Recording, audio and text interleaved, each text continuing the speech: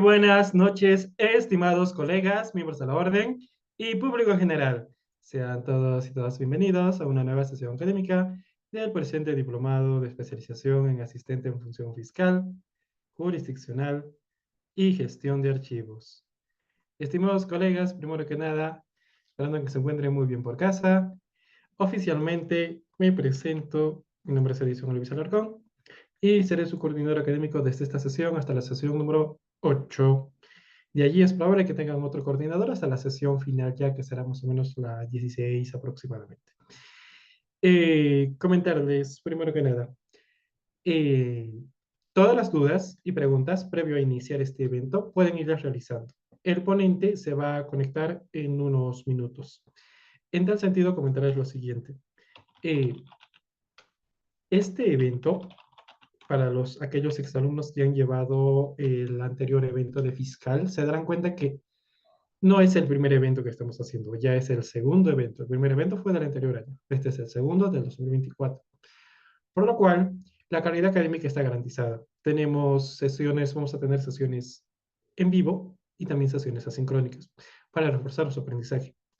Uno de los aspectos más fuertes, a veces cuando uno quiere ser asistente en función fiscal o jurisdiccional o cuando yo lo es la base académica. Vamos a tratar de ofrecerles un reforzamiento también en lo que es penal y procesal penal, para que todo ello obviamente marche acorde, ¿de acuerdo?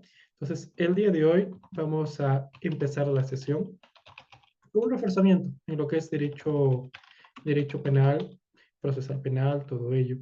Y como se habrán dado cuenta, hoy ya tenemos, bueno, ya se han enterado, el ponente que nos va a acompañar. En tal sentido, mientras lo vamos esperando unos minutos, vamos a pasar a la etapa de absolución de dudas, preguntas, tal vez que tengan alguno de ustedes, si es que el ponente todavía no ha llegado. Si es que podemos empezar, me parece ello, ¿de acuerdo? Si es que, ante todo, muy buenas noches con todos. Tenemos matriculados hasta el momento 45 personas. Entendemos que la mayoría se va a ir conectando poco a poco o que tal vez recién se están desocupando. Si es que, con todo ello, comencemos. Un momento, por favor. Muy buenas noches a todos los que se han conectado. Dudas, preguntas que pueden ir realizando, me pueden avisar. ¿Ya? Si es que empecemos. Listo. Empecemos con la solución de dudas y preguntas. La primera duda que nos han escrito es respecto al libro. Una duda muy importante y obviamente es algo que todos deben de saber. ¿De acuerdo? Comentarles. Los 50 primeros inscritos, la oferta es que se llevan el libro gratis. Y no es un libro virtual, es un libro físico. Tiene un total de 120 hojas. Ahorita no lo tengo acá a la mano. Va a estar disponible a partir del día martes 24 de julio del presente año. Lugares de recojo. Lugares de recojo son 4. Colegio de Abogados de Callao, que queda en Bellavista, ya lo saben. Colegio de Abogados de Ayacucho, de acuerdo, la sede principal donde está colocado el banner del evento, de acuerdo. Colegio de Abogados de Moquegua, en Moquegua obviamente, y ello. Si alguno de ustedes es, por ejemplo, de las regiones Arequipa, no sé, si hay alguien de Arequipa, ponga ya yo en los comentarios. O de la región, si digamos es de Arequipa, puede recogerlo en el colegio, en una reunión previa pactada en la corte. Nos reunimos y se les hace entrega en grupo. Es una actividad ya habitual que se viene llevando a cabo y de tal manera para que más fácilmente puedan acceder a ello. Si alguno de ustedes es de otras regiones, como por ejemplo Tumbes, Tacna, Puno, regiones obviamente muy lejanas, tienen dos opciones. La primera es que podamos enviarles el libro virtual, nos piden el virtual, no hay ningún inconveniente. Y la segunda opción es, y la que más la mayoría de las personas siempre escoge, es que se le envíe el libro junto con el certificado. 2 por 1, ahorran obviamente en transporte. Entonces hacen el pago de 20 soles vía Alba Courier y lo recogen. Recomendaciones, recójanlo siempre dentro de los primeros 15 días, porque si no lo recogen dentro de los primeros 15 días, ello puede ocasionar de que se retorna al punto de origen y van a perder el dinero, lamentablemente. Entonces siempre se les hace recomendación. Y si lo quieren a domicilio, más práctico. Una vez que se hace el envío, hacen 2 visitas, de preferencia, generalmente me parece que hacen por la tarde, y ya ustedes ahí lo recogen, ¿no? O un familiar de ustedes. No es necesario que ustedes estén ahí. Para los que vayan a recoger en el colegio, la recomendación fundamental es llevar el DNI. Ojo. Y ello. ¿También lo puede recoger otra persona? También. No hay ningún inconveniente. Solo nos avisa previamente a nosotros para avisar al colegio que está yendo tal vez el hermano, la hermana, familiar. ¿De acuerdo? Ello. Sigamos con algunas preguntas previo a empezar. Un momento. Gracias por la información. A ustedes. Ah, listo.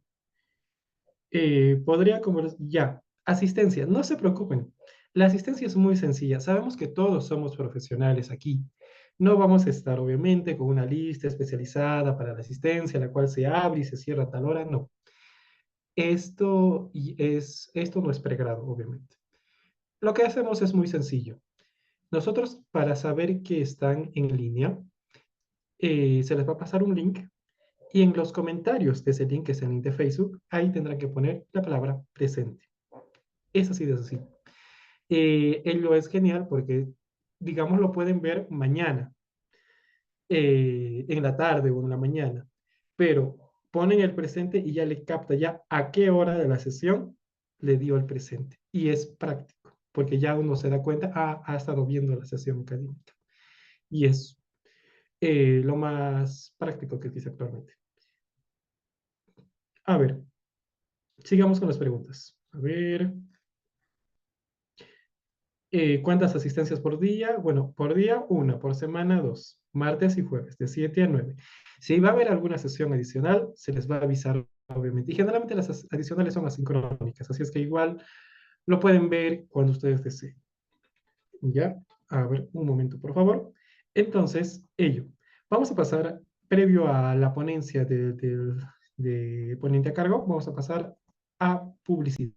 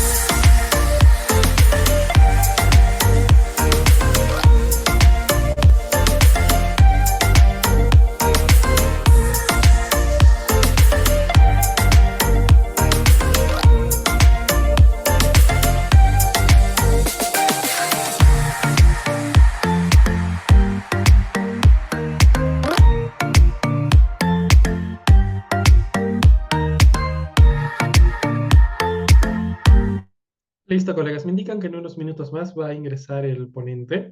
A la vista, ¿cómo lo van a reconocer ustedes? Incluso me pueden avisar, Vladimir Paucar Torres, ya lo saben. Hablamos un poco de él antes de seguir absorbiendo preguntas. El doctor Vladimir Paucar Torres eh, ha sido ex fiscal del distrito fiscal de Ancash. Si es que ustedes ya saben toda la carrera que ha debido de pasar para llegar a ese puesto. Adicionalmente, el doctor es abogado especialista en Derecho Penal y Procesal Penal. En esa línea, el día de hoy, el doctor ha destacado que hay una deficiencia en la valoración adecuada que se debe tener en lo que es la etapa intermedia y sus implicancias jurídicas en el saneamiento. Aspectos que a veces no se toman en cuenta y por ello es de que siempre se tiene el tema de que hay inconvenientes en esta etapa, tanto en la vía fiscal como en la jurisdiccional. Y obviamente para asistentes fiscales que muchas veces tienen que realizar sus proyecciones de disposiciones en esa medida, que si bien van a ser obviamente aprobadas por el fiscal a cargo, se debe de conocer. En ese sentido, el doctor va a destinar su tiempo en comentarnos al respecto. Todas las dudas, preguntas que ustedes tengan, estimados colegas, y ya obviamente las que son para el ponente, a hacerlas. Si alguno de ustedes va a desear tal vez hablar, prender micro, también nos avisa para que pueda hacerlo. Pero de preferencia, al final de la clase, si es micro, para evitar inconvenientes. ¿De acuerdo? Recuerden que esta sesión se graba. y no es del todo, a veces, ¿cómo les explico?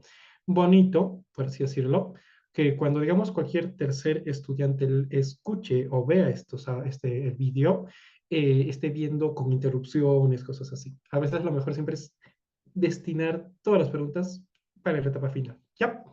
Ello. ¿Qué más? Entonces, me parece que ya ingresó el doctor. Vamos a ver si es que ya ingresó. Y una vez para hacer la presentación oficial. Ajá. No, me parece que todavía no. Muy bien, sigamos adelante. En ese sentido, seguiremos absolviendo preguntas. ¿Cuántas faltas máximas podemos tener como máximo?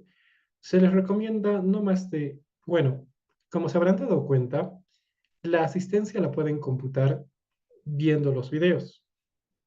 Entonces, no daría pie a que existiese una falta, ¿no? Tal vez solamente existiría falta por el tema de que el alumno o la alumna no ha podido ver los videos, ¿de acuerdo? Entonces, en ese sentido. Pero sí, en el peor de los casos, conforme al reglamento, ya lo saben, es máximo el 80% de asistencias. ¿La nota que daremos del examen saldrá en el certificado? Buena pregunta. Sí, sí saldrá. Pero generalmente las notas son muy buenas. Es un equipo muy competitivo. Es que no se preocupen por ello. ¿Ese era el caso de jalar los exámenes abriendo Fórmula? Claro que sí. Así es, no hay ningún inconveniente. A diferencia de, obviamente, otros eventos, eh, nosotros somos conscientes de que muchas de las personas aquí tienen que, no solamente están destinando su tiempo al estudio, sino también su tiempo, obviamente, a otras actividades, como la familia, el trabajo, proyectos, etcétera, que tengan. Sí se les da oportunidades, no se preocupen, pero siempre se les recomienda eh, asistir, hacer preguntitas, porque también les ayuda. El horario de recojo en el Colegio Callao. Buena pregunta. Miren, si bien el horario de recojo a nivel nacional para la mayoría de los colegios es de 8 a 5 de la tarde, se les recomienda siempre, y esto es para todos los que les he comentado, de 8 a 1, de 8 a 1, con su DNI. Y si va a ir otra persona, que avise previamente. Y si no nos quiere avisar a nosotros, no hay problema, que lleve una carta poder simple y listo. Pero generalmente lo práctico es que nos llaman, nos avisan, le avisamos al colegio y listo. Si permanezco conectada a todo el Zoom, pero me olvido de marcar asistencia, ¿eso podría conversarse con su persona para hacer una solución? Me parece que ya se les ha comentado. Solamente no se olviden, link, presente y listo. No hay problema allí. Es muy relativamente sencillo. Y el mismo link se publica en WhatsApp, así es que no se preocupen. Las clases grabadas y el material serán proporcionadas, sí. De allí.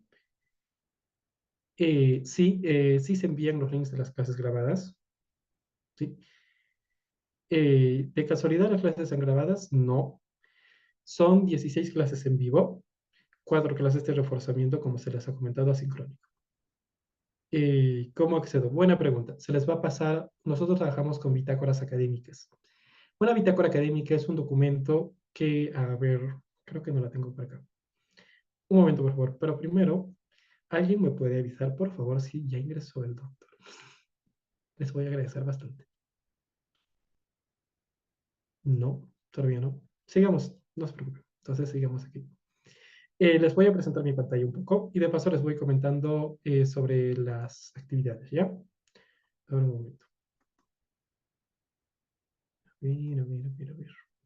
Siempre ello es óbice y es bueno que quede claro.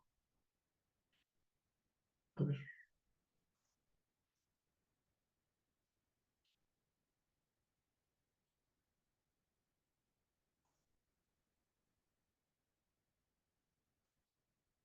Ya, me avisan por favor si se visualiza, ¿ya? Ello vamos a absolver de una vez. De paso les explico cómo funciona nuestra plataforma, ¿ya? A ver. Ujú. Screen share. Listo. Se ve un PDF, ¿correcto? Colocad la palabra sí, si es que se ve. Sí, gracias, Michael Bustamante Portilla. Estás muy atento, eso es muy bueno. Como ustedes pueden ver, esta es la bitácora oficial del primer diplomado de especialización en asistente fiscal y administrativo de agosto del anterior año. De igual manera, se les va a otorgar, de preferencia cada semana, una bitácora similar. Como ustedes podrán ver en esta bitácora, eh, es una plataforma que prácticamente la puedes acceder sin ingresar clave, contraseña ni nada de ello. Es muy amigable. Si digamos alguien quisiese acceder a esta, lo único que deberá hacer es darle clic. Tenemos tres elementos aquí: el número de las sesiones en sí mismas y los materiales. Por ejemplo, si alguien quisiera mirar la gestión de despacho fiscal corporativo a cargo de la doctora Luz Marina del Castillo Vilca, solamente va al link y obviamente lo abre. Y ahí le va a cargar todo.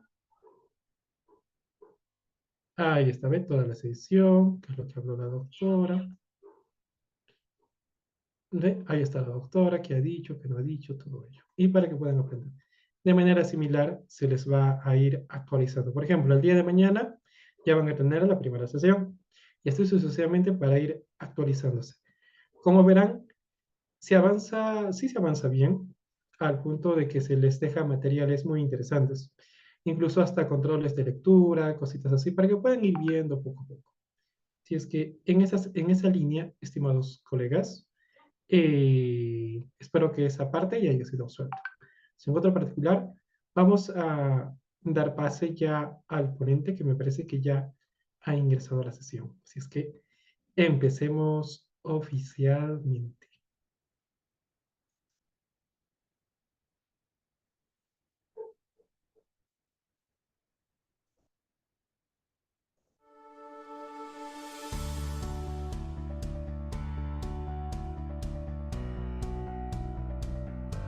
Y en opinión personal, lo que más me ha gustado es el tema de la organización y la puntualidad y el compromiso de los coordinadores del diplomado, y a su vez porque ciertas oportunidades he tenido ciertas dudas y he podido, como nos indicó desde un inicio, ¿no? Poder hacer ciertas preguntas en el WhatsApp y me han respondido oportunamente, de una manera rápida, y es algo que a veces no se tiene de parte de coordinadores de algunos diplomados. Entonces es lo que más me ha gustado de este diplomado.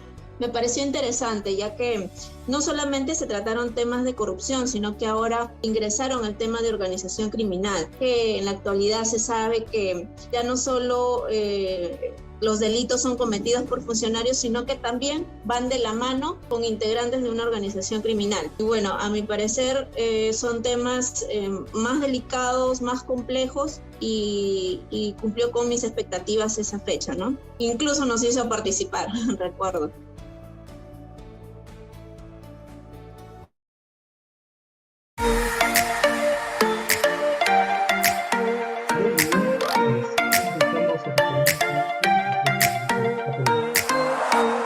Como podrán ver, los ponentes nos van a acompañar y nos pueden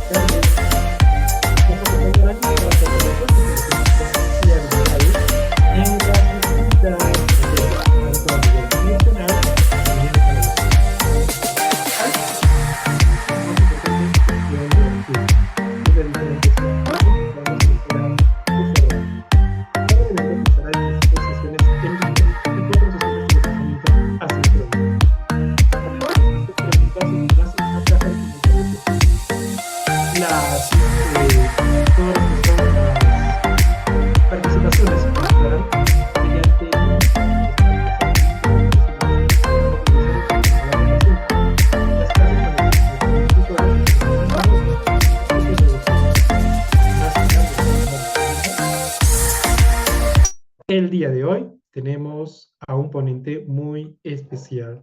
En esta primera sesión inaugural, estimados colegas, nos acompaña el doctor Vladimir Paucar Torres.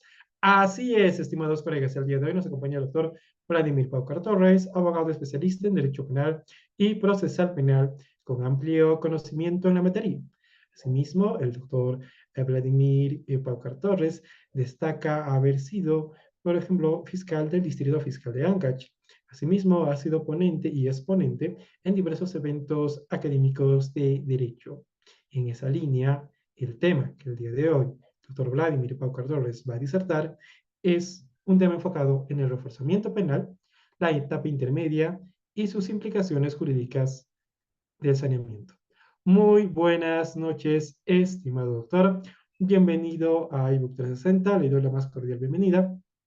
A nombre de los coorganizadores, el Ilustre Colegio de Abogados de Callao y de Ayacucho, y nosotros, iBook 360, al presente diplomado de especialización en asistente en función fiscal, jurisdiccional y gestión de archivos. Puede empezar cuando usted guste, doctor. Adelante.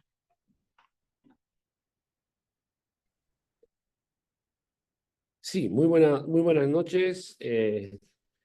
Gracias más bien y felicitar por esta apertura y a través de ello poder participar en este diplomado especializado asistente en función fiscal y jurisdiccional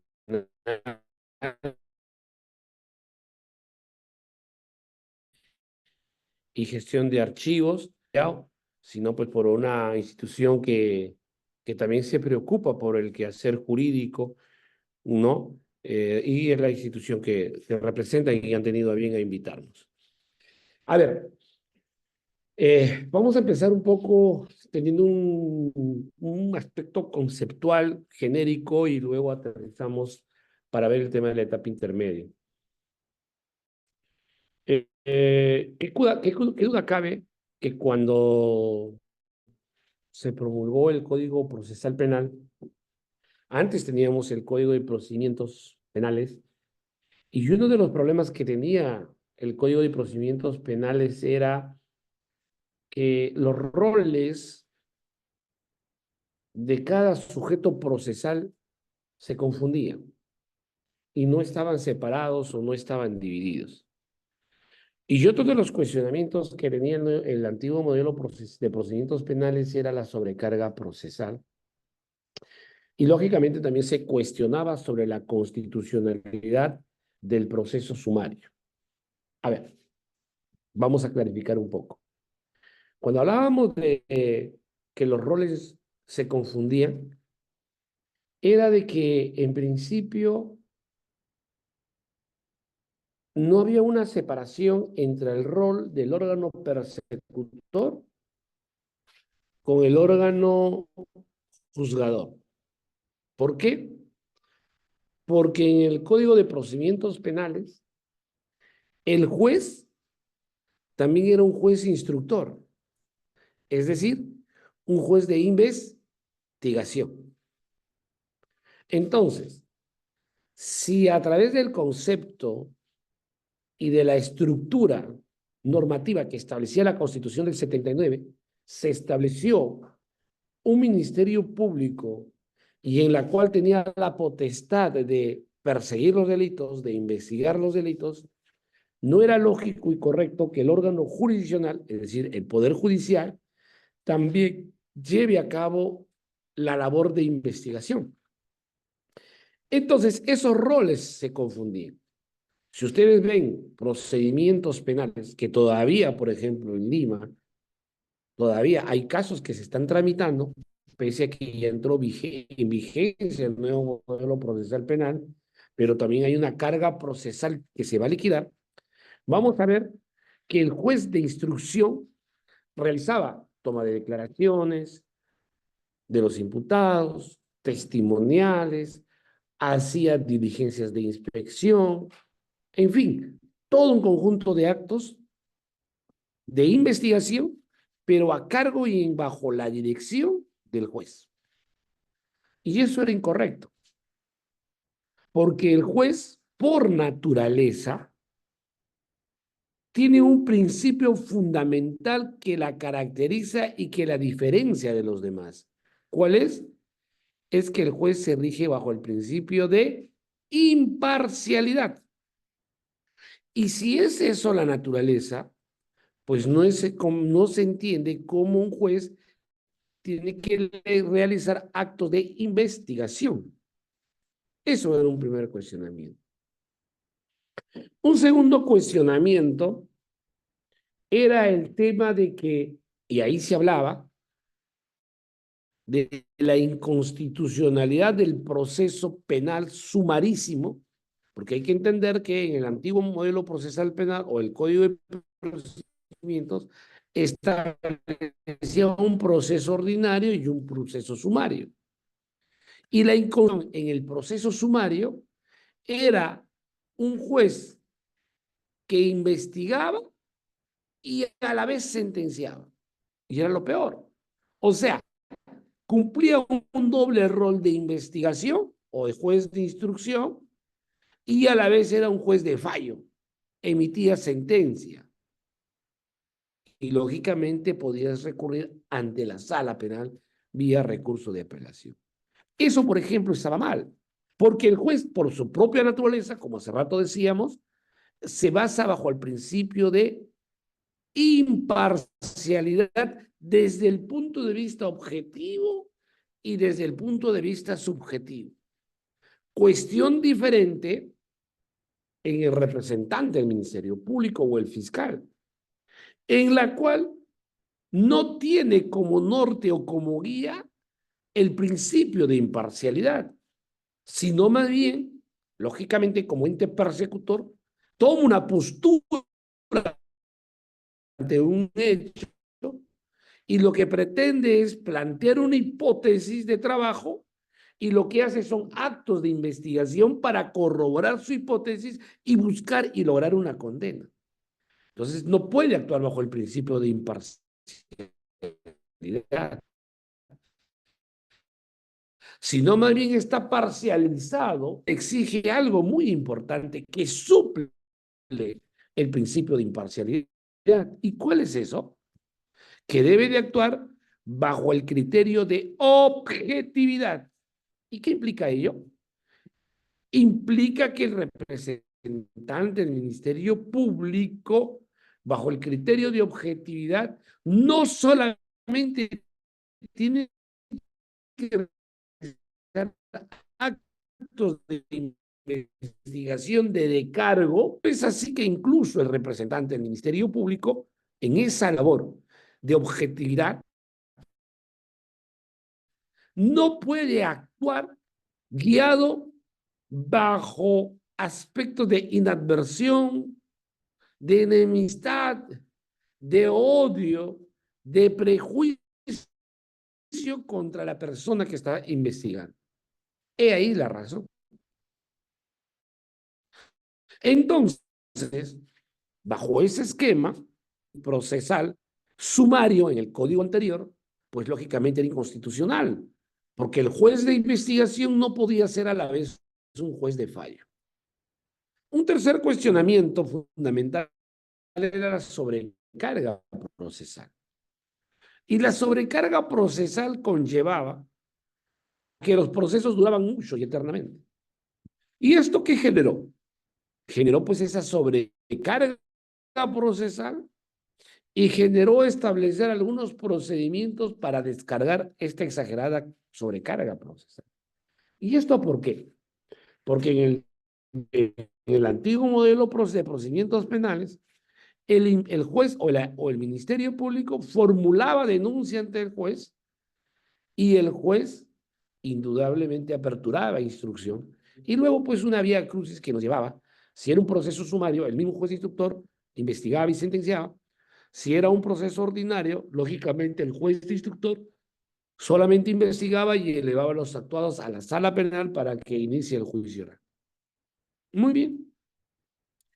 Ante esta circunstancia, se empezó a enarbolar un nuevo modelo procesal penal.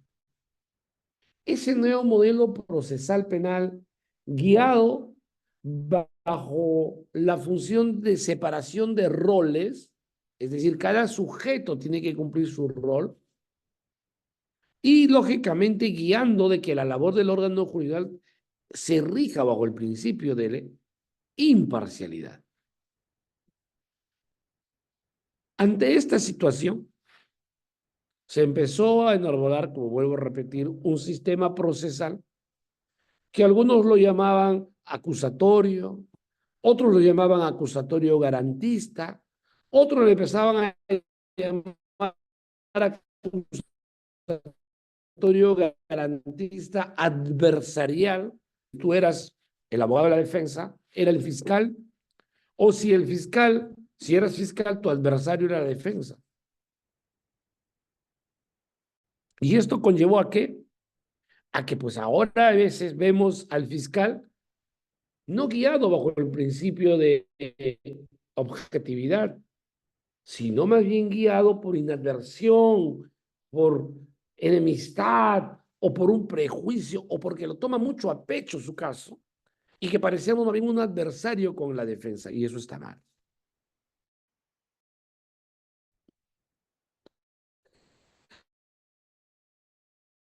Entonces el nuevo modelo procesal se concibió en decir no investigación. Esa es una labor exclusivamente y excluyente del representante del Ministerio Público o del órgano fiscal. Es por eso que el día de hoy, quien tiene el poder absoluto de investigar es el Ministerio Público a través de los fiscales. Ahí viene un gran problema. ¿Cuál es el problema? ¿Que investigue? No, eso no es el problema. El problema es que cuando tú, y eso es una de las consecuencias que el día de hoy estamos viviendo, es que cuando tú le das una cuota de poder a alguien, o cuando una persona o una institución tiene un poder, tiene que existir una contrapartida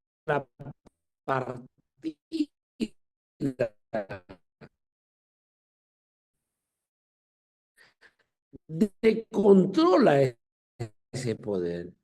Porque por ante quien tiene un poder, muchas veces llega el poder. El día de hoy vemos una lista del Ministerio Público en la cual de la falta de respuesta vemos, y eso es lo lamentable, vemos pues que se ha perdido el principio y el principio de autoridad, unos cánones que deben existir dentro de una institución, más aún cuando es de alta magistratura. ¿No se da?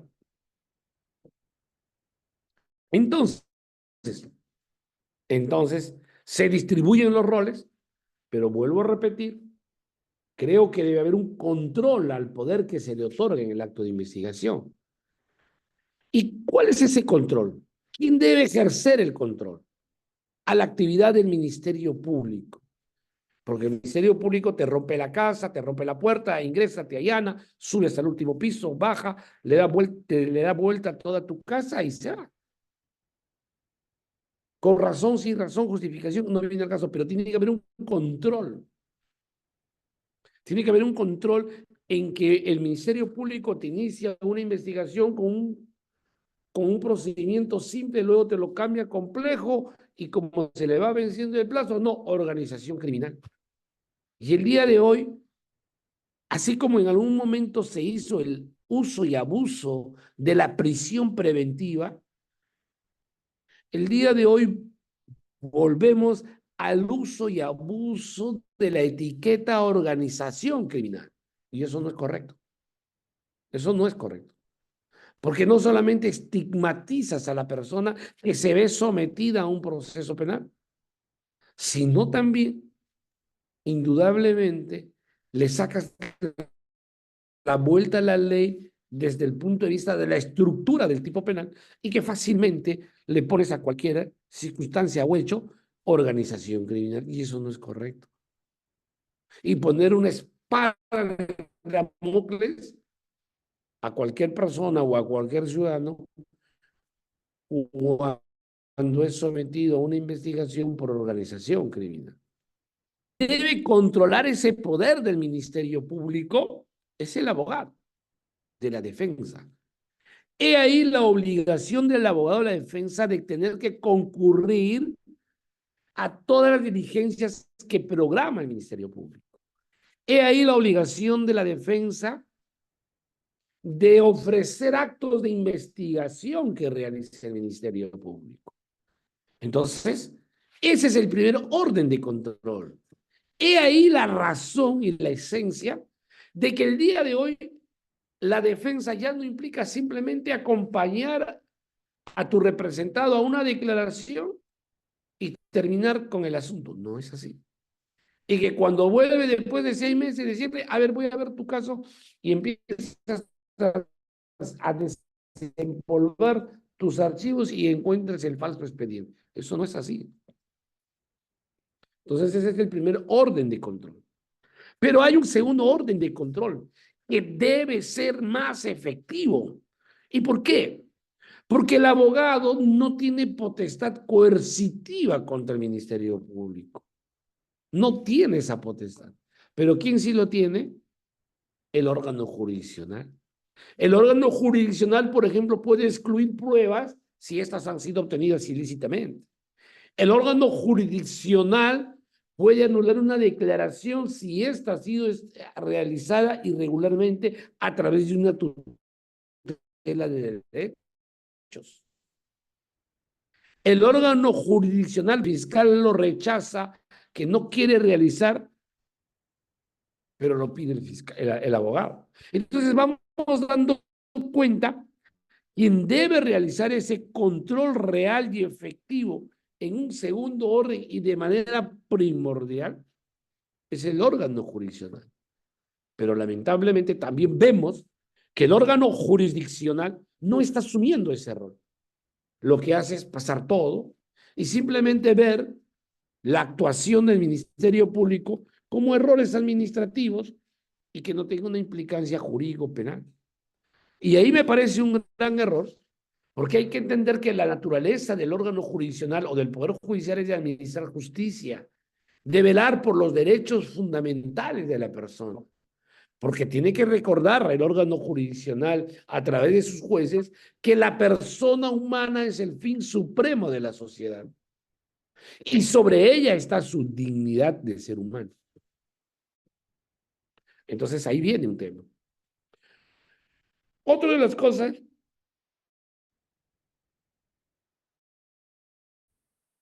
que permitió este nuevo modelo procesal penal fue que es un proceso más técnico. Y más técnico, ¿por qué? Porque dejamos de lado la escrituralidad y pasamos con mayor énfasis a la oralidad. Y eso implica que tanto el órgano, perdón, los sujetos procesales nos preparemos de manera técnica porque nuestros pedidos van a ser sustentados de manera oral. Entonces, es un tema más técnico donde va a funcionar más la argumentación jurídica, no solamente del abogado defensor, sino también del representante del Ministerio Público. He ahí que, por ejemplo, vemos en muchas veces en audiencias de juicio, de control de acusación, donde los fiscales leen tu acusación. Y eso no es correcto. O también la defensa hace lo mismo. Eso no es correcto. Porque si bien el modelo dice publicidad, oralidad, vamos a llegar a la conclusión que eso no es tan cierto en el 100% porque no hemos dejado la escritura. Porque, por ejemplo, para pedir una prisión tiene que haber un requerimiento escrito o no. Para acusar hay un requerimiento escrito, ¿sí o no? Para absolver tiene que haber una absolución escrita, ¿sí o no? Entonces, no hemos dejado de por lado o por sí el tema de la escrituralidad y decir que somos eminentemente un modelo procesal oral, y no es así. Por eso es que incluso en la acusación, que más adelante lo vamos a ver, tiene dos etapas. Una etapa escrita, que es la acusación, y la etapa oral, que es la sustentación en la audiencia de acusación. Muy bien. Entonces es más técnico. Y eso me parece correcto. Eso nos exige en primer orden a estar preparados. Es decir, si vamos a una audiencia, tenemos que estar preparados para poder enfrentar esa audiencia. Otra de las cosas que trajo el nuevo modelo procesal penal es que se preocupó en regular los procedimientos de investigación o los actos de investigación.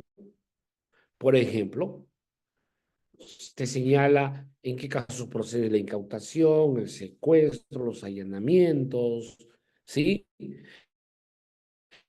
Este, eh, actos de investigación que puede hacer, control de identidad, se van dando cuenta, cosa que no existía en el antiguo modelo procesal penal. Pero eso no quiere decir que no se practicaba, pero lógicamente con el buen entender y el buen criterio que podían tener. Y lo otro que se pretendió corregir era la sobrecarga procesal. El día de hoy estamos volviendo a la misma tara, a la misma deficiencia de la sobrecarga procesal. ¿Por qué? Por una sencilla razón que les voy a explicar más adelante. Que no hemos aprendido que el modelo procesal penal nos lleva también a que el Ministerio Público tenga que racionalizar su trabajo. ¿Y qué significa racionalizar? Es un tema muy simple. No existe país alguno que por más recursos económicos que tenga, pueda investigar todos los hechos delictivos que ocurran. No existe. Es materialmente imposible. He ahí la razón que en primer orden existe una cifra negra de delincuencia que ni se escucha, ni se ve, ni se ha denunciado. Es decir, es aquella persona que sufrió un hurto, un robo de su celular y que no denunció porque dijo, bueno, entrar al aparato jurisdiccional es toda una pérdida de tiempo.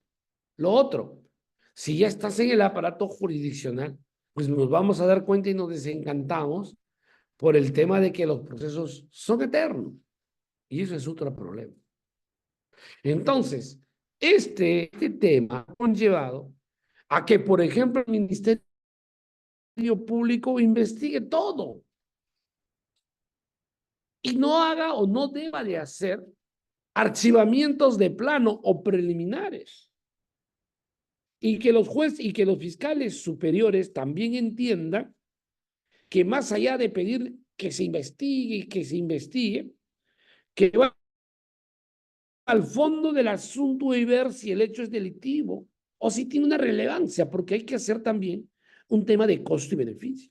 A eso se suma algo más, a que, por ejemplo, no se hace uso o no se echa herramienta a las medidas alternativas del nuevo modelo procesal o al derecho premial. Medidas alternativas, por ejemplo, que pueden ser el principio de oportunidad, el acuerdo reparatorio, pero que lamentablemente solamente se ha puesto una valla a delitos de 4 años. Y yo creo que debería ser un poco mayor. Pero no solamente ellos, a otras figuras como la terminación anticipada, conclusión de juicio, pero ahí sí quiero ser claro, pero aquellas que se realicen bajo el principio de igualdad y respetando los derechos fundamentales de la persona. Porque no es correcto, y ya la Corte Suprema también lo señaló y lo advirtió, que el Ministerio Público pedía prisión preventiva y lógicamente la persona, al tener la espada de Damocles de que si se iba o no a la cárcel, en la audiencia de prisión que decía, quiero hacer terminación anticipada. Y aceptaba los cargos. La pregunta es, ¿lo aceptaba por voluntad, por haber cometido el ilícito penal, con conciencia, o simplemente era la única salida al miedo que tenía con el requerimiento de prisión preventiva? Malas prácticas, ¿no? Pero así se manejaba. O así han estado manejando en algunos lugares, cosa que está mal. Y ahí la razón fundamental que hace rato les decía, que es el órgano jurisdiccional quien tiene que velar por el respeto a los derechos fundamentales de la persona, porque es el que sí tiene poder coercitivo. Y, lógicamente, el día de hoy, y ustedes van a evidenciar, hay distritos judiciales en las cuales se están programando juicios para el año 26, 27. Ese es otro. Entonces, vamos a llegar a una conclusión que a veces no quiero aceptar, es que las mismas taras que se tiene o que se ha tenido en el Código de Procedimientos Penales, las estamos volviendo a repetir en este modelo procesal penal. Por ejemplo, el Código de Procedimientos Penales decía que el juicio era único, pero se podía hacer sesiones cada 8 días. Y si sobrepasaba los 8 días, se quebraba el juicio. El modelo procesal penal actual, si bien es cierto, no señala de esa misma forma, pero establece que el juicio oral es una audiencia única, se puede hacer en un solo día, pero también se desarrolla a través de sesiones. ¿Pero qué sucede? Cada sesión en juicio oral a veces es 10 minutos, 15 minutos, media hora, 1 hora.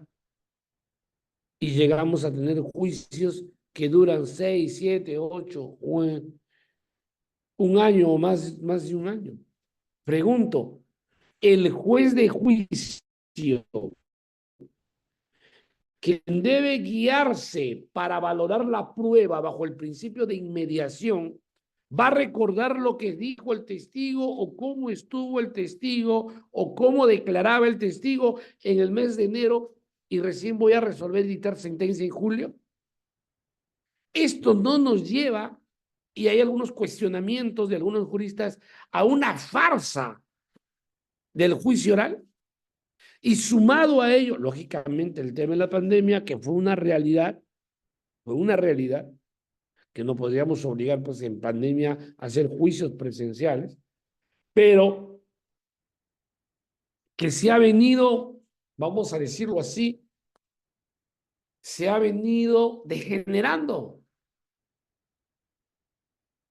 Y yo soy un convencido de que si bien la virtualidad nos hizo y nos facilitó el trabajo de los abogados, pero creo y considero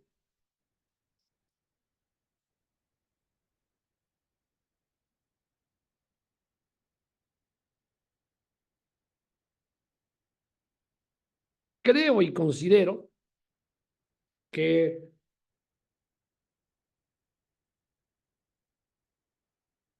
la virtualidad no puede suplir todo el juicio oral. Hay audiencias que son netamente técnicas. Por ejemplo, de debate jurídico, una audiencia de tutela de derechos, una audiencia de control de plazos. Pero hay otras audiencias que, por ejemplo, en el juicio oral,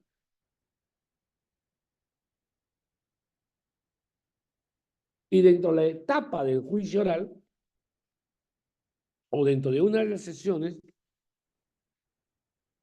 deben ser de carácter presencial. Ejemplo, la declaración de un testigo. Si ustedes lo realizan a través del MIC,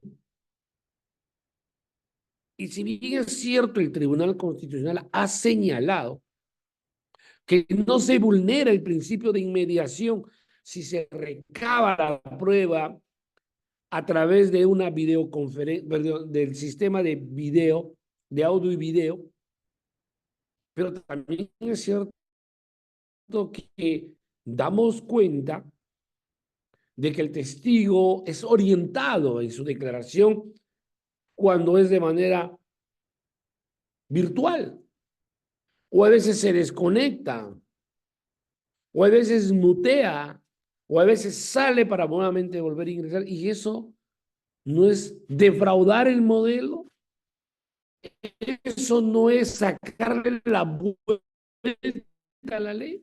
Entonces yo creo que algunas audiencias o sesiones de juicio oral, digo, la declaración de un perito, porque esto incluso facilitaría no solamente el interrogatorio, sino el contrainterrogatorio que permite generar la prueba. Porque ustedes saben que el único estadio donde se genera la prueba es en el juicio oral. ¿Y por qué? Porque en el juicio oral se materializa un principio fundamental. el principio de contradicción.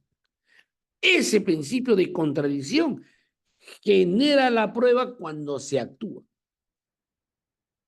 Muy bien. Dicho esto así,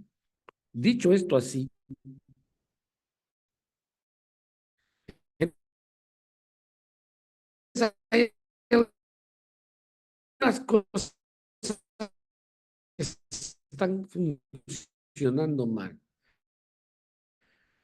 Entonces, ¿el modelo no funciona? No, no, el modelo convencido que estas nuevas tiendas del Código de Procedimientos Penales no es un problema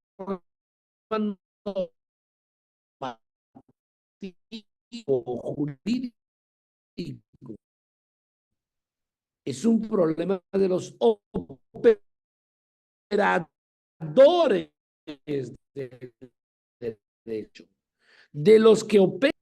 Entonces, estamos dando cuenta que hay una, estamos también en una sobrecarga procesal.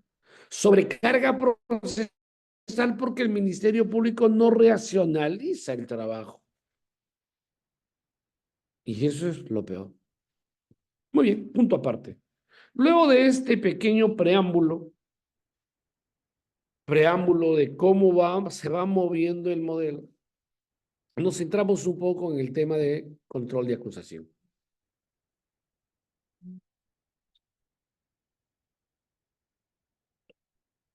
Como ustedes saben, el proceso penal, en este caso, tiene 3 etapas. ¿Y cuáles son esas etapas? La etapa de investigación preparatoria, la etapa intermedia y la etapa del juicio oral. Esas son las 3 etapas. Me dicen que creo que hay problema de... ¿No se escucha bien? ¿Me pueden confirmar, por favor?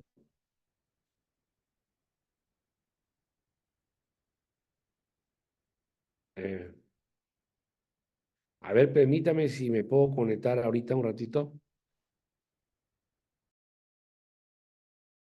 Me dan un ratito, por favor.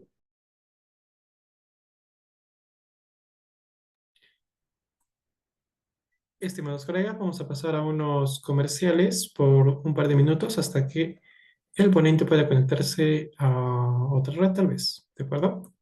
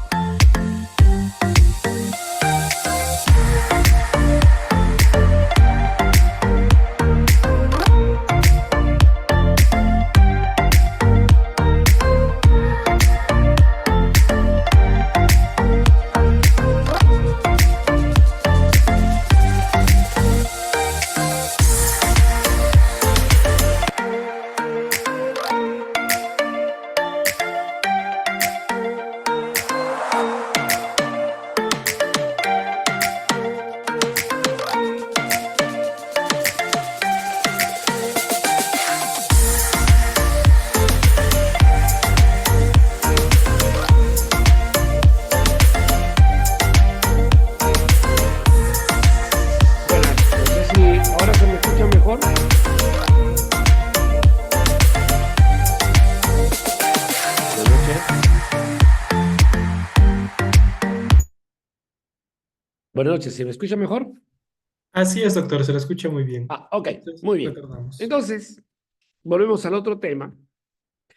Entonces decíamos que el modelo procesal penal nos da, no vamos a hablar de los procesos especiales, 3 etapas: la etapa de investigación preparatoria, la etapa intermedia y la etapa del juicio oral.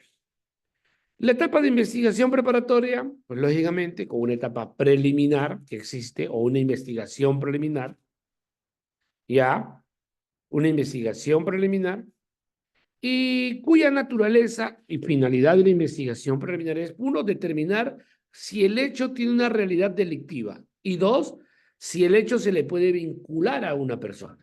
Por eso que es preliminar y es rápida y debe ser lo más sencillo posible. Y ahí la razón que, por ejemplo, en algún momento se cuestionó que el Ministerio Público, antes de la preliminar, sacaba pues investigaciones que le daba, no como en la categoría de preliminar, sino previas. Y eso no existe en el modelo procesal penal. ¿Sí? Y eso está muy mal. Pero bueno, ese es otro tema. Y una investigación preliminar, que ya decíamos, es, uno, determinar la realidad de los hechos y su calificación jurídica, y el otro, la vinculación que pueda tener con alguna persona. Y la investigación preparatoria, pues la finalidad ya no es tanto ver si el hecho es delictivo y a quién le vamos a vincular, sino determinar elementos de cargo y de descargo que puedan fundamentar una acusación o una condena. Entonces, dependiendo si la investigación es simple, compleja o de crimen organizado, en la cual hay plazos diferenciados, ¿no? El fiscal, concluida la investigación, ya sea de mutuo propio o, si es que no la concluye pese a que venció el plazo y la defensa hizo un control de plazo y el juez, ordenó al fiscal que concluya el caso, lógicamente puede y va a tomar dos decisiones. Uno, o solicita el sobreseimiento o formula o requiere acusación. Si formula sobreseimiento, esta pues corre traslado a las partes o a los sujetos procesales, llámese imputado, llámese agraviado, etcétera, para que la puedan observar o no. Lógicamente, pues el imputado no la va a observar, porque si se está sobreseyendo la causa, no tendría un sentido que la observe. Quien tendría que formular oposición sería el actor civil o la parte civil, el agraviado, ¿no? Y luego nos lleva a una nueva audiencia. Audiencia en la cual, si el juez comparte el criterio del sobreseimiento, declara fundada el sobreseimiento y terminó. Ah, pero ¿lo puede apelar? Sí, la puede apelar el agraviado o el actor civil. Y en segunda instancia, si el fiscal superior está conforme con el pedido del Ministerio Público en primera instancia, no se adhiere a la apelación del actor civil, se archiva el caso. ¿Pero por qué? Por un tema muy importante, el principio acusatorio. Si no hay acusación, porque el fiscal de primera instancia y el fiscal superior no deciden acusar, pues no hay caso. Así de simple.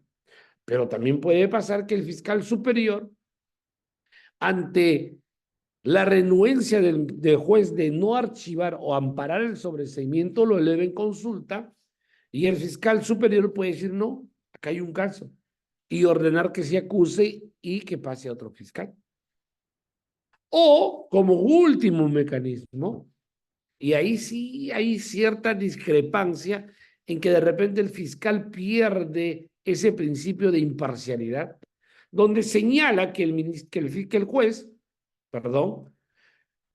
no ampara el sobreseimiento y puede disponer un plazo ampliatorio de investigación y señalar qué actos de investigación se deben realizar, cosa que no es labor de él, porque hemos dicho que el juez no puede hacer actos o disponer actos de investigación Bueno, en fin, ese es un tema que no vamos a entrar a tallar. Y ahí se centra.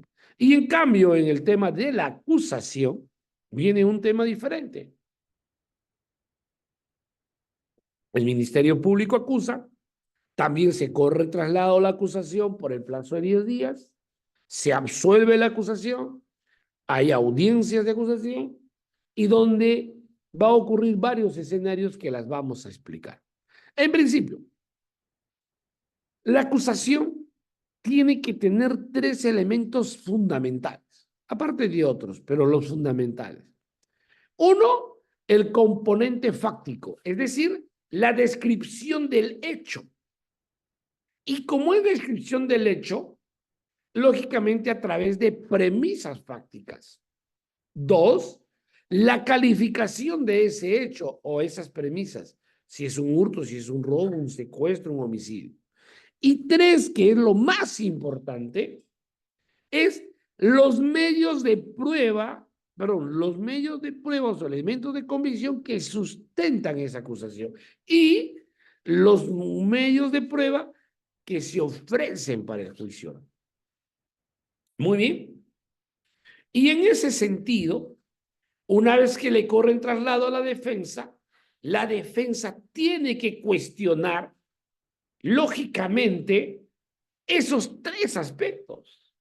1, si yo cuestiono los hechos, entonces yo puedo plantear un sobreseimiento porque el hecho no se me puede atribuir porque yo no tengo rol, función o de no está dentro de mi competencia ese hecho. O por un principio de ubicuidad. O también puedo decir que ese hecho no ocurrió nunca. Se me acusa que yo fui, que maté a María, pero María está viva. Entonces el hecho no ocurrió. Pero también puedo atacar la calificación jurídica, cuestionándola a través de ¿qué? De la excepción de improcedencia de acción. Pero también puedo atacar a los medios de prueba que ofrece el Ministerio Público. ¿A través de qué? De la exclusión de prueba prohibida. Es decir, así como el Ministerio Público establece su teoría del caso y establece los presupuestos de una acusación y las 3 que he mencionado que son fundamentales al margen de otras, lógicamente la defensa puede cuestionar eso. Los hechos, el componente fáctico y el componente probatorio. Entonces, he ahí una labor muy importante porque la etapa de intermedia es una etapa de saneamiento procesal. Y aquí vienen 2 cosas. Etapa intermedia que tiene 2 fases marcadas. Una fase escrita, donde el Ministerio Público presenta su acusación de forma escrita y luego una fase oral donde la sustenta, que es lo mismo en la defensa o en los demás sujetos procesales. La defensa también contesta por escrito y puede pedir lo que hace rato hablábamos, el sobreseimiento porque el hecho no se le puede atribuir, porque el hecho no ocurrió, porque hay, o en todo caso, una excepción de improcedencia de acción, y también, lógicamente, cuestionar las pruebas. ¿Se van dando cuenta? Entonces, ese es el tema. Pero ahí sí viene algo, que ya los jueces están diciendo que si ustedes no cuestionan de manera por escrita un tema o un aspecto de la acusación, no la pueden sustentar en el control de acusación. Y es una lógica muy obvia. Que el órgano jurisdiccional tiene que tratar siempre de buscar y lograr el principio de igualdad procesal. Allanar cualquier obstáculo que genere desigualdad. Y que duda cabe. Si la defensa no plantea una excepción de improcedencia de acción al contestar y luego en el control dice, presento la excepción de improcedencia. No, un momentito. Tiene que haber un principio de igualdad, salvo que usted invoque un tema de excepción de imprudencia de acción de oficio y el órgano jurisdiccional, en este caso el juez de investigación preparatoria, la tome suya y pueda declarar de oficio, ya no como excepción, sino de oficio, pueda declarar la excepción, perdón, pueda declarar la extinción de la acción penal, o en este caso, porque el hecho no constituye delito. Y archivarlo. Es un tema muy diferente. Muy bien, pero acá también viene algo muy importante. Importante que en estas dos etapas, cuando pase a la audiencia de control, se tiene que generar un primer debate, porque es una etapa de saneamiento formal y sustancial. Formal en el extremo de que la acusación cumpla con los requisitos y las exigencias que establece el Código Procesal Penal, en los componentes principales que ya les he mencionado. Y de manera sustancial, atacando el fondo del asunto, que puede ser atacando los hechos o la premisa fáctica de la imputación, o atacando la calificación jurídica porque el hecho no constituye delito, o también atacando los medios de prueba. Porque al final de cuentas, el fiscal puede contar una historia bonita y puede hacer un alegato persuasivo. Pero la pregunta es, ¿que por el simple hecho se puede condenar a una persona? No. Lo que tiene que hacer el fiscal es acreditar a través de la actuación probatoria las premisas fácticas planteadas. Y si eso no se da, pues lógicamente el único remedio, la única salida es el archivo de la causa. Entonces, viene acá un gran problema en el tema de la corrección. El Código Procesal Penal establece que el juez puede disponer que el Ministerio Público subsane errores, o el Ministerio Público también subsane, o la defensa le advierte que la acusación tiene errores de carácter de forma. Pero estos errores no pueden implicar que se cambie sustancialmente la acusación o el sobreseimiento.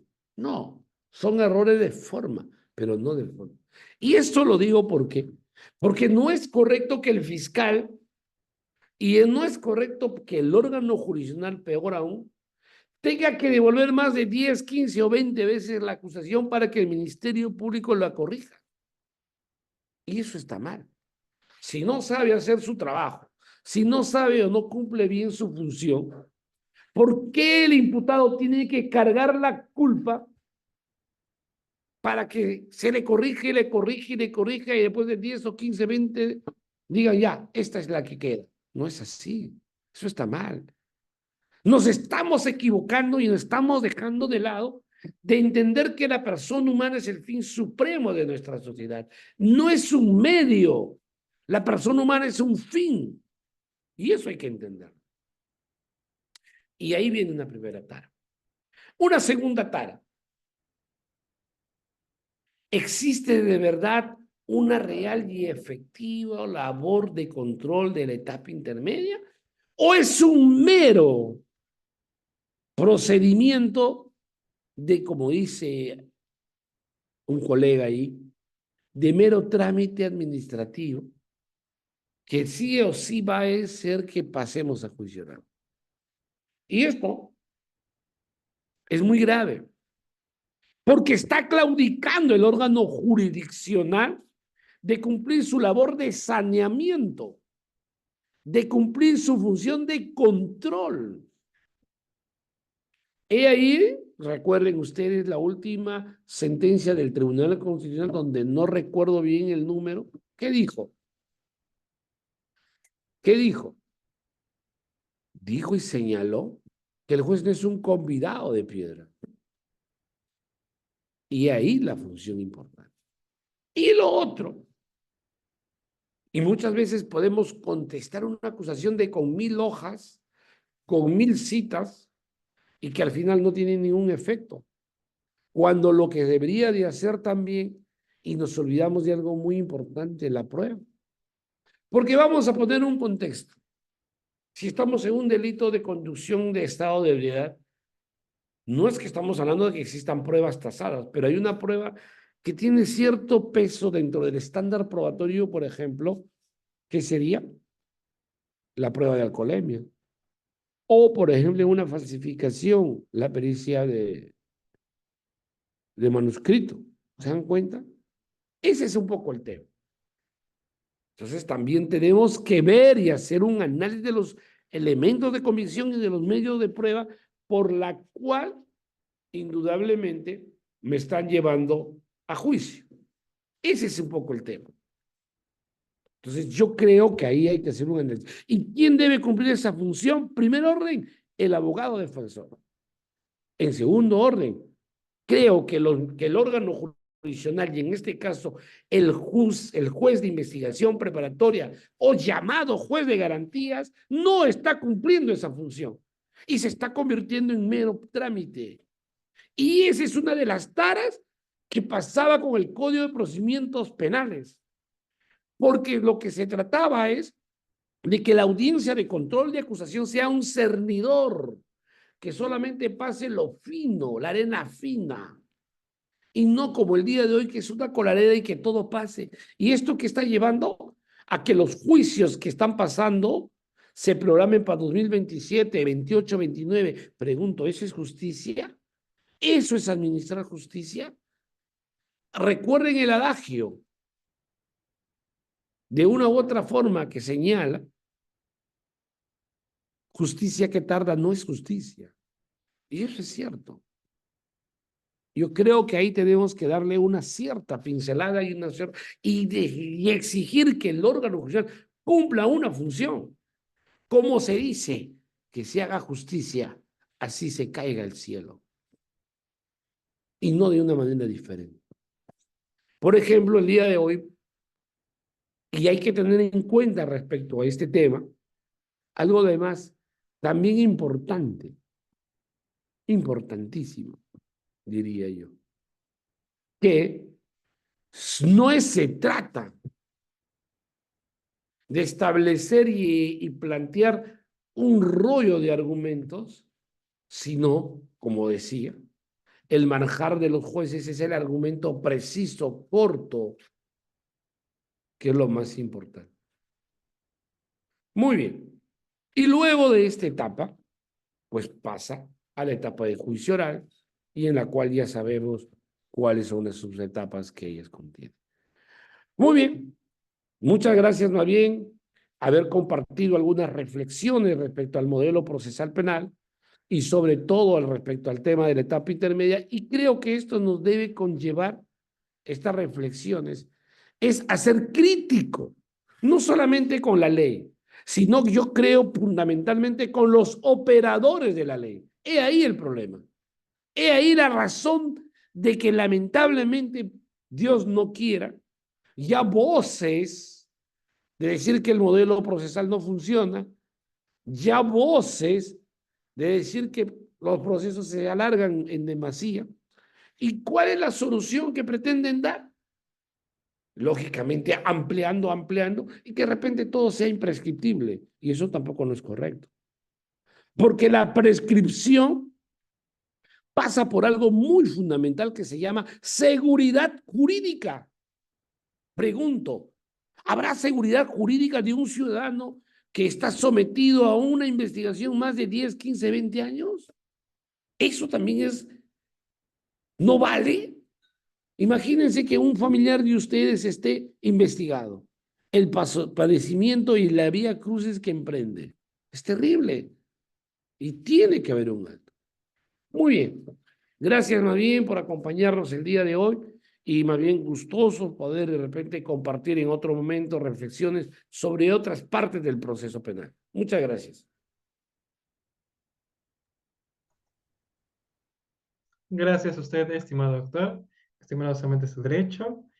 Siendo las 8:30 de la noche, vamos a cerrar la presente sesión académica, comentándoles lo siguiente. Primero que nada, despedimos de manera protocolar al señor ponente que el día de hoy nos ha acompañado. Estimados amantes del derecho, miembros de la orden, ha sido una sesión muy interesante. El día de hoy hemos abordado sobre la etapa intermedia y sus implicancias jurídicas en el saneamiento, con una sesión de reforzamiento en vivo de la mano del doctor Vladimir Paucar Torres, abogado especialista en Derecho Penal y Procesal Penal, con amplio conocimiento en la materia, destacando dentro de su haber académico, haber sido fiscal del Distrito Fiscal de Ancash, un ponente de primer nivel y un amante del derecho comprometido con la difusión de la cultura jurídica en el Perú.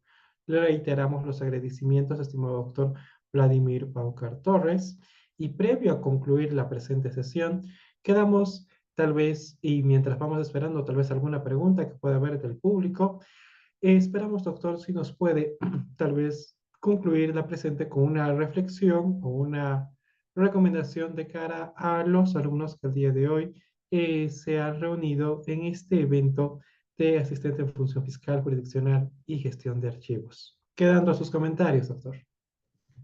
Sí, bueno, creo que debemos apostar por un modelo procesal técnico más justo, no perdiendo de vista de que de por medio está la persona humana que ama, que siente, que llora, no perdiendo de vista que muy fácil es criticar desde la otra orilla y no ponernos también en la posición de la orilla contraria, ¿no? Y creo que también hay que entender algo muy importante, que este modelo procesal no es adversarial. O sea, no hay que entender como que estamos en una lucha frontal, sin reglas, entre el Ministerio Público y la Defensa. Y creo que no es eso.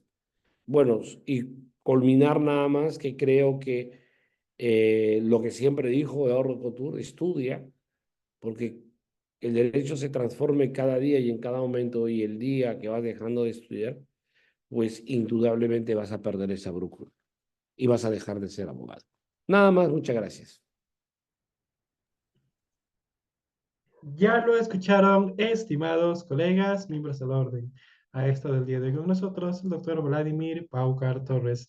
Deseándole el mejor de los éxitos, estimado doctor. Hasta una próxima oportunidad. Muy buenas noches. Buenas noches, gracias, hasta una próxima, hasta luego. Estimados colegas, hemos terminado esta presente sesión. Ya les hemos comentado algunas recomendaciones al respecto a la metodología, también respecto a, obviamente, los ponentes que nos van a acompañar, y lo han visto también todo el mural que ha salido en la publicidad. Si es que hubiese alguna duda, tal vez adicional, nos pueden comentar. Les estábamos diciendo, vamos a tener en total 16 sesiones en vivo y 4 asincrónicas.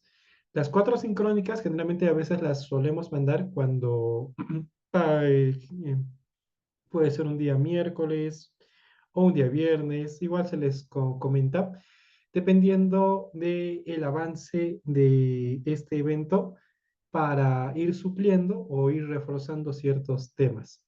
Vamos a darle esta oportunidad a todos ustedes ahora que comenten lo siguiente. En esta caja de comentarios, primero, antes de que me olvide, por favor, no se retiren de clase. Un momento, por favor. Falta lo más importante. Un momento, por favor. Falta el link de la asistencia. De paso, vamos a marcar la asistencia juntos para que todos a la próxima lo podemos hacer, ¿ya? A ver, un momento, por favor. A ver. Listo. Ok. Ya. Vamos a copiar esto acá. Y listo, vamos a empezar. Ya. Voy a compartir mi pantalla. Me avisan si se puede visualizar, por favor. ¿De acuerdo? Vamos a empezar.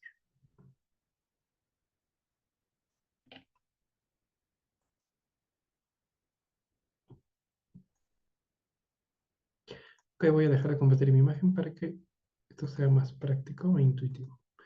Listo, enfóquense en lo que voy a compartir, por favor. ¿De acuerdo? Ya, a ver. Ya. Listo. Entiendo que se puede ver mi pantalla, ¿sí? Ya. De acuerdo. Comentarles lo siguiente. Imaginemos, usualmente se va a publicar, como pueden ver, no, bueno, no sé si están viendo, se va a publicar un link de asistencia. Vamos a poner 2 puntos. Enter. Generalmente se publica 2 veces. Lo pueden ver ahora en la caja de comentarios de Zoom, ¿correcto? Entonces, ¿qué es lo que vamos a hacer? Le damos clic a ese link de asistencia. Y como podrán visualizar, bueno, me parece que ya se ve, ya sí, como podrán visualizar, les ha abierto la transmisión. ¿Qué es lo que vamos a hacer? En la transmisión, si desean, le dan like. Comentamos con lo siguiente.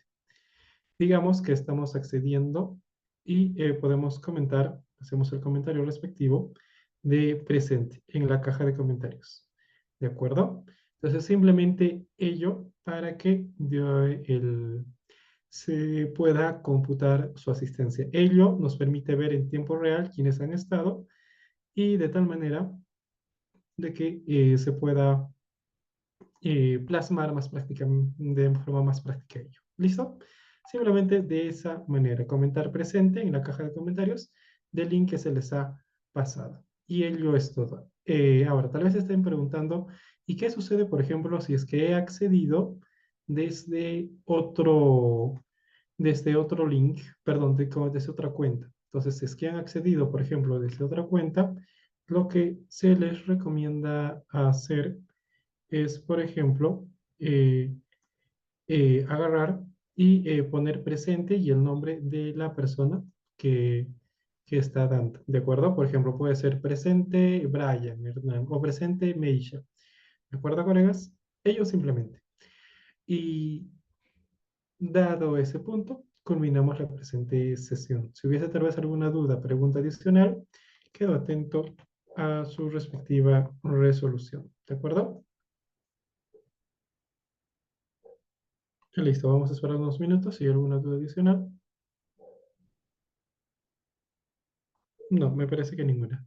Colegas, ha sido un gusto el día de hoy compartir con ustedes. La siguiente sesión vamos a abordar, eh, la verdad les comento, voy a convertirlo ahora sí. Ya. La siguiente sesión vamos a abordar con un fiscal adjunto. Esta vez hemos tenido la visión de un ex fiscal, el doctor de Ancash, que ha venido. La siguiente vamos a tener al fiscal adjunto Johnny Luis Fajardo Díaz.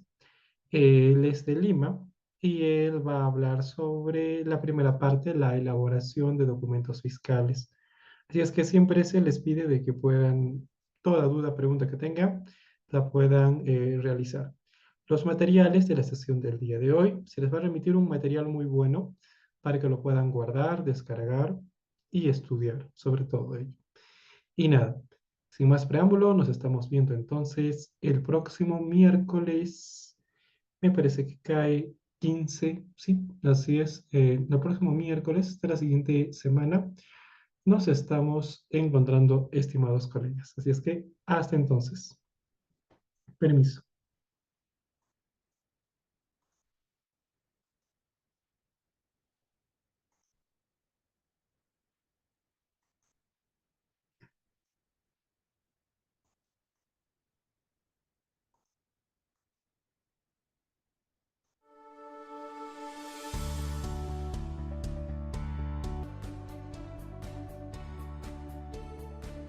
Para empezar, todos los temas estuvieron muy interesantes, ¿no? Pero particularmente el que más me llamó la atención fue específicamente el doctor Martín Eden Apaza Mamani. ¿Por qué? Porque ahí nos mostraron, digamos, varias jurisprudencias que estoy segura que en la mayoría de nosotros a veces desconocemos.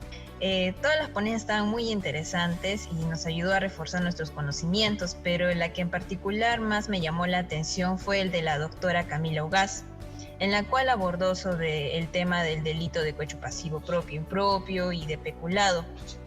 Pero en lo particular que me gustó más fue cuando ella, al momento de hablar sobre doctrina, también ejemplificó cada uno de lo que mencionaba y también hablaba sobre jurisprudencia y también nos sugirió libros.